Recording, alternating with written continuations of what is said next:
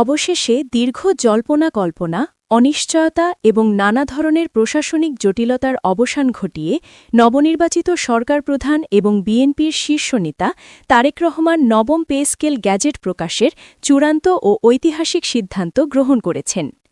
প্রিয় সরকারি চাকরিজীবী ভাই ও বোনেরা, আজকের সকালের আপডেট নিউজে আপনাদের স্বাগতম। যারা আমাদের চ্যানেলে নতুন তারা এখনই চ্যানেলটি সাবস্ক্রাইব করুন। আর হ্যাঁ, অবশ্যই কমেন্ট করে জানাবেন আপনারা কে কোন জেলা থেকে আমাদের ভিডিওটি দেখছেন। তবে চলুন কথা না বাড়িয়ে আজকের সর্বশেষ সংবাদটি জেনে নিন। একই সঙ্গে তিনি দেশের লক্ষ লক্ষ সরকারি চাকরিজীবীর জন্য ৩টি বিশাল ও যুগান্তকারী সুখবর এবং পেনশন সুবিধা বৃদ্ধির ঘোষণা দিয়েছেন, যা দেশের প্রশাসনিক অঙ্গনে এবং প্রতিটি সরকারি কর্মচারীর পরিবারে এক নজিরবিনা স্বস্তির বার্তা বয়ে এনেছে। আজ এক উচ্চ পর্যায়ের নীতি নির্ধারণী বৈঠক শেষে জাতির উদ্দেশ্যে দেওয়া এক বিশেষ বার্তায় তারেক রহমান এই ঘোষণা প্রদান করেন। তিনি তার বক্তব্যে অত্যন্ত স্পষ্টভাবে এবং দৃঢ় কণ্ঠে উল্লেখ করেন যে শুধুমাত্র বেতন বৃদ্ধি করলেই কর্মচারীদের প্রকৃত ও টেকসই অর্থনৈতিক উন্নয়ন ঘটবে না বা তাদের জীবনযাত্রার মান উন্নত হবে না।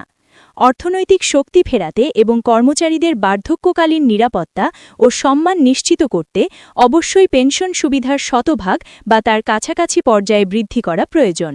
তিনি জানান, আমরা ইতিমধ্যে এ বিষয়ে অর্থ মন্ত্রণালয় ও জনপ্রশাসন মন্ত্রণালয়ের বিশেষজ্ঞদের নিয়ে কয়েকটি সুনির্দিষ্ট ও বাস্তবসম্মত পরিকল্পনা তৈরি করেছি, যা খুব দ্রুত বাস্তবায়ন করা হবে এবং এর সুফল কর্মচারীরা খুব শীঘ্রই ভোগ করতে পারবেন। সাধারণ জনগণ এবং সরকারি চাকরিজীবীদের অর্থনৈতিক উন্নয়ন যতক্ষণ পর্যন্ত নিশ্চিত করা সম্ভব হবে না, ততক্ষণ পর্যন্ত দেশের সামগ্রিক উন্নয়ন এবং জিডিপি প্রবৃদ্ধি সম্ভব নয়। তাই অবশ্যই দেশকে উন্নয়নের মহাসড়কে রাখতে হলে এবং একটি দুর্নীতিমুক্ত ও দক্ষ প্রশাসন গড়তে হলে শতভাগ পেনশন সুবিধাসহ নবম জাতীয় বেতন স্কেল কার্যকর করার পাশাপাশি সাধারণ জনগণের আর্থিক উন্নয়নের দিকগুলো নিশ্চিত করা হবে। গতকাল অন্তর্বর্তীকালীন সরকারের প্রধান উপদেষ্টার সঙ্গে তারেক রহমানের একটি অত্যন্ত গুরুত্বপূর্ণ রুদ্ধদ্বার ও নীতি নির্ধারণী বৈঠক অনুষ্ঠিত হয়েছিল।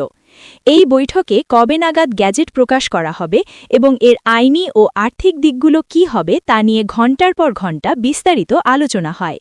এছাড়াও পে কমিশনের রিপোর্টে কোন কোন বিষয়গুলো সংশোধনীয় পর্যায়ে আনা হবে, কোন গ্রেডে কত শতাংশ বেতন বাড়বে এবং কোন কোন বৈষম্য দূর করা হবে, সেই বিষয়গুলো নিয়ে গভীরভাবে ও চুলচেরা পর্যালোচনা করা হয়েছে। তারেক রহমান বলেন, আমরা দেশ সংস্কার করতে চাই এবং একটি ভঙ্গুর ও ঋণগ্রস্ত অর্থনীতিকে টেনে তুলতে চাই। পূর্বের স্বৈরাচারী সরকার দেশের যতটুকু আর্থিক ক্ষতি করেছেন এবং ব্যাংকগুলোকে যেভাবে লুটপাট করে শূন্য করেছেন তা হয়তো পূরণ করতে এই সরকারকে অনেক বাধা বিপত্তির সম্মুখীন হতে হবে এবং সময় লাগবে। ইতিমধ্যে অন্তর্বর্তীকালীন সরকার ক্ষমতায় থাকায় গত কয়েক মাসে বিভিন্ন প্রশাসনিক বিষয় সংস্কার করেছেন এবং অনিয়ম দূর করার চেষ্টা করেছেন, যা প্রশংসনীয়। তবে মূল বিষয়গুলো, বিশেষ করে সরকারি চাকরিজীবীদের বেতন কাঠামোর মতো বড় ও স্পর্শকাতর বিষয়গুলো এখন পর্যন্ত সংস্কার করা সম্ভব হয়নি। এগুলো সংস্কার করা হলে সরকারি চাকরিজীবী ও তাদের উপর নির্ভরশীল সাধারণ জনগণ স্বাভাবিকভাবে ও সম্মানের সাথে জীবনযাপন করতে সক্ষম হবেন এবং তাদের মধ্যে কর্মস্পৃহা ফিরে আসবে। তারেক রহমানের ভাষ্যমতে, আমরা কর্মকর্তা ও কর্মচারী উভয় শ্রেণীর চাকুরিজীবীদের অর্থনৈতিক গতি ফেরাতে এবং বর্তমান বাজারের লাগামহীন মুদ্রাস্ফীতির সাথে পাল্লা দিয়ে তাদের ক্রয় ক্ষমতা বাড়াতে যে ধরনের পদক্ষেপ নেওয়া প্রয়োজন তার সকল পদক্ষেপ নেব এবং কোনো আপোষ করব না। সময় সংকট থাকায় এবং দ্রুত সিদ্ধান্ত নেওয়ার প্রয়োজনে প্রধান উপদেষ্টা কর্তৃক গঠিত পে স্কেল পর্যালোচনা কমিটির সঙ্গে একাধিক জরুরি ও গুরুত্বপূর্ণ বৈঠক করেন তিনি।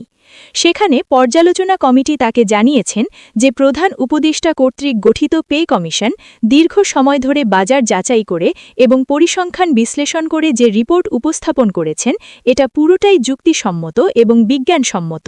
তাই সামান্য কিছু জায়গায় সংশোধন করে বা ফাইন টিউনিং করে সরাসরি এই রিপোর্ট অনুযায়ী বেতন বৃদ্ধির গ্যাজেট বাস্তবায়ন করলে কর্মচারীদের অর্থনৈতিক শক্তি বৃদ্ধি পাবে এবং তারা কাজে মনোযোগ দিতে পারবেন, যা দুর্নীতি কমাতে সাহায্য করবে। তারেক রহমান আরও বলেন, 2015 সালের সর্বশেষ